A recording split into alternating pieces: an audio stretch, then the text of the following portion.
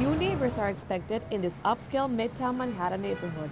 The former Park Savoy Hotel on 58th Street is being converted into a shelter for 150 homeless men.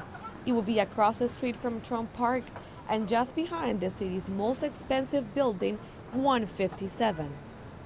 Not everyone is putting out the welcome mat.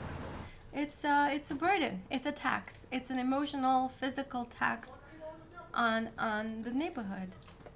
This facility is part of Mayor Bill de Blasio's promise to open 90 new shelters across the city by 2022.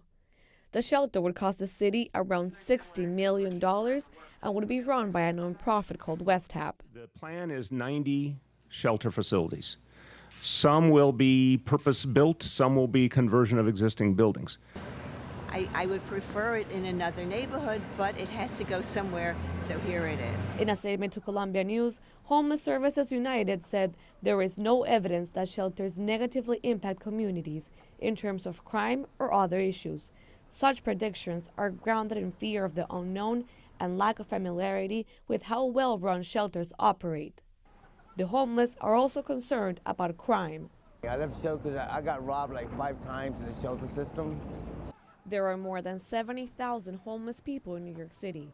There has been a nearly 40% increase in people living in the streets in the past year, according to the city's Department of Homeless Services. You know, I do see a number of homeless people in and around, more than I've seen.